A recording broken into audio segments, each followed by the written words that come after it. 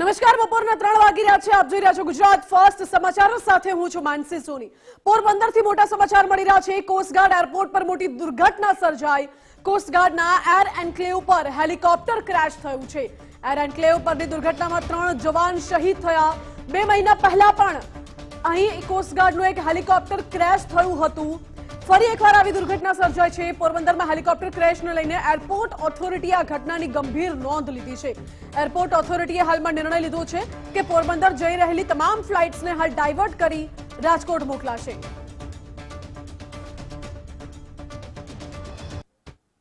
પોરબંદરમાં આજે ભારતીય કોસ્ટગાર્ડના હેલિકોપ્ટરના ક્રેશની દુર્ઘટના બની છે. પોરબંદરમાં આવેલા જે ભારતીય કોસ્ટગાર્ડનું જે એરપોર્ટ છે, આ એરપોર્ટ ઉપર જ હેલિકોપ્ટર ક્રેશની દુર્ઘટના બની હતી.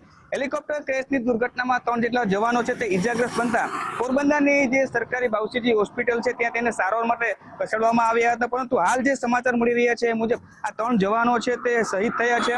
પોરબંદરનું જે આ એરપોર્ટ છે ભારતીય કોસ્ટગાર્ડનું, મારી પાછળ તમે જે દ્રશ્યો જોઈ રહ્યા છો ટીવી સ્ક્રીન ઉપર, તે પોરબંદરમાં આવેલું ભારતીય કોસ્ટગાર્ડનું એરપોર્ટ છે. આ એરપોર્ટ ઉપર જ આજે બપોરના સમયે હેલિકોપ્ટર ક્રેશ થવાની જે દુર્ઘટના બની હતી.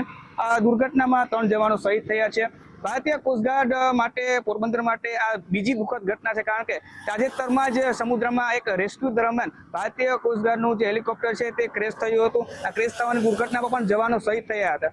ફરી એક વખત આવી દુર્ઘટના બની છે, એમાં 3 જેટલા જવાનો શહીદ થયા છે. ખૂબ જ દુઃખદ ઘટના કહી શકાય. હાલ તો જે જવાનો શહીદ થયા છે તેના નામ સામે આવ્યા નથી, પરંતુ આ ઘટનાને લઈને પોરબંદરમાં હાલ શોકનો માહોલ જોવા મળી રહ્યો છે. કિશન ચૌહાણ, ગુજરાત ફર્સ્ટ, પોરબંદર.